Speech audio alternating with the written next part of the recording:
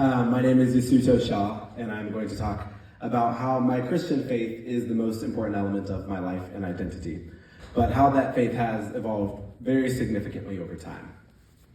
First, I want to poll the audience. Raise your hand if you've ever heard the term PK. Okay, just a handful. For those who don't know, it refers to a pastor's kid, and it's a common acronym in the conservative Christian community in the South in particular. And I am a pastor's kid, or something similar to it. When I was growing up, my father and mother were leaders in a Southern Baptist church in Atlanta, and they now run their own church in the area. And for those who don't know, the Southern Baptist Church is one of the most conservative churches in America in terms of their beliefs on social issues. Growing up in the church, some of my earliest memories are from Sunday school, which was a weekly children's lesson at church before the main service. Sounds similar to Rob. Through that, I never doubted that God existed. And in my mind, I knew for certain that Jesus was the Son of God and that he died for our sins. I never doubted whether or not someone could be raised from the dead, as Christians teach happened to Jesus. And why would I doubt any of that? The basic tenets of Christianity seemed as clear and obvious to me as the truths that the sky is blue and that gravity makes things fall down. It was what I was taught from when I was born. So then as I became a teenager, I began to think more about how this impacted my life. I focused on how I could live as a good Christian in a way that would be pleasing to God. I started volunteering at my church on Sundays and then volunteering at a Christian summer camp. I read the Bible all the way through twice by the time I was 18, and I examined my life carefully to make sure that I wasn't behaving in any way that could be seen as sinful or could be a negative reflection on Christianity. Then when I was 17, I started college at Dartmouth in New Hampshire, and I immediately became involved in the Christian groups there. A few months into my freshman year, I was chatting with one of my Christian classmates named Elizabeth, and I noticed that she was holding a book by a famous atheist author called God Is Not Great. Surprised by this, I asked her what she thought of the book, and she said that she found its arguments against the existence of God to be very compelling. So this concerned me even more, so I asked her if she wanted to grab lunch in a few days so I could hear more of her thoughts. When we sat down at lunch, I was surprised to find out that her primary issue with Christianity was that many Christian churches in America still don't allow women to be pastors or priests. Essentially, women are strictly forbidden from holding the highest leadership role in many churches. Now, I knew that this bothered some people, but most of the women and men that I grew up with in the South agreed with the idea that God had created men and women with different gender roles, but that we were all equal and that we could work together in different ways that could all be impactful in their own right. But Elizabeth wasn't buying that.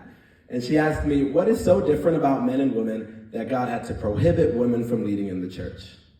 And I realized that I didn't have a good answer. So I told her I would think about the issue and we could talk again in a few days.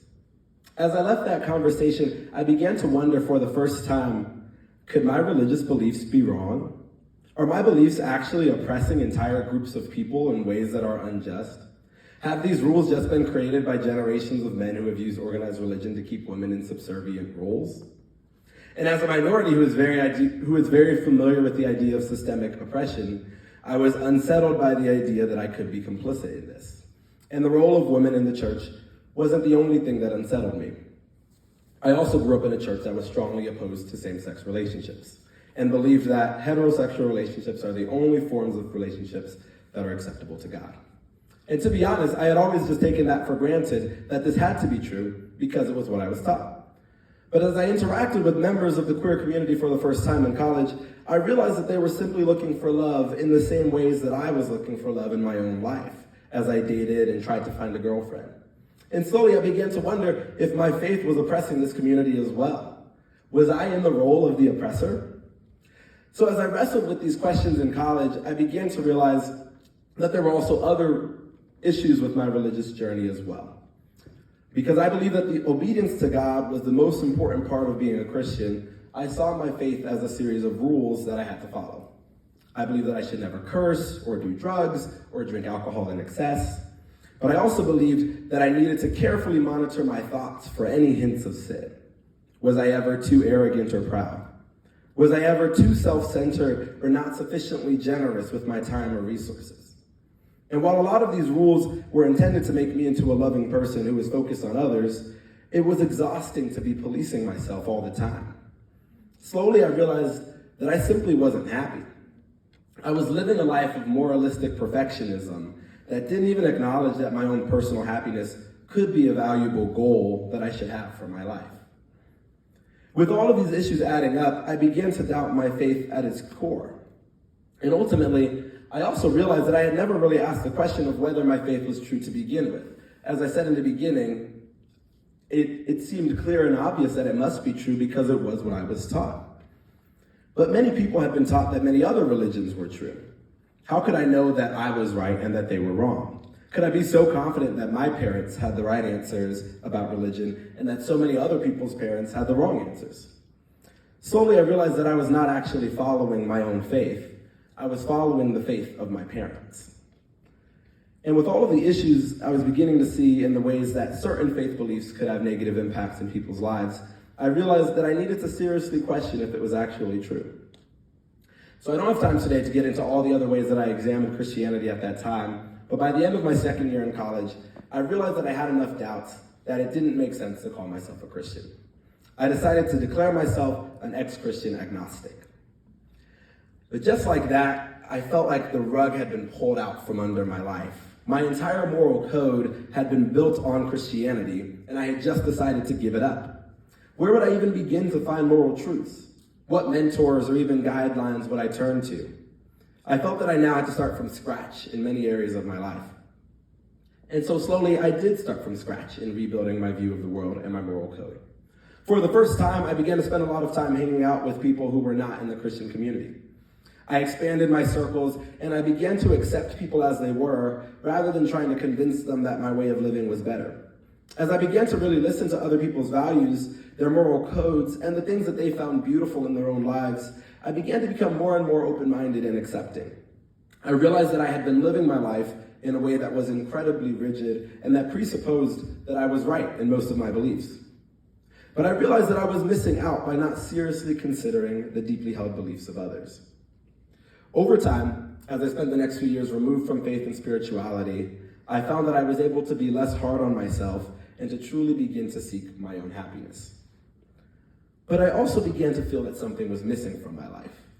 And my life was going well at that time, so I didn't immediately know what it could be. I had a well-paying job in DC with opportunities for advancement.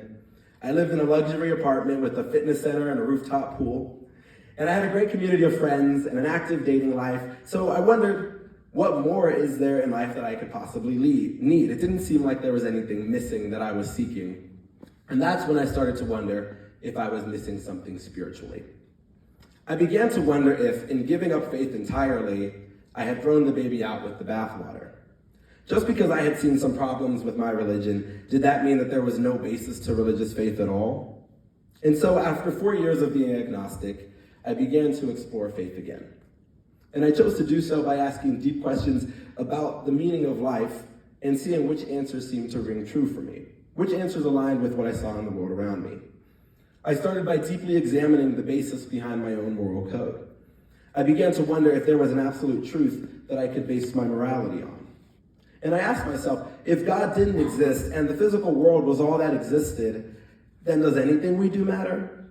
Does the idea of justice or even love have any meaning if we're all just atoms and cells? Might it be possible that there was something deeper in the world, that there's a spiritual side of things that is calling us, drawing us to the idea of moral values and of love to each other? And as I re-explored faith more deeply, what I found was that I actually deeply believe in the core root of the Christian faith.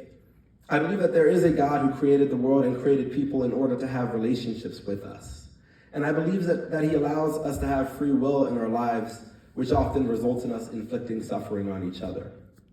I believe that Christianity has a distinct beauty in that it teaches that God became a man and suffered alongside us to show us how much he truly values this journey of life that he's placed us on, and that he will always be there to walk with us throughout this journey.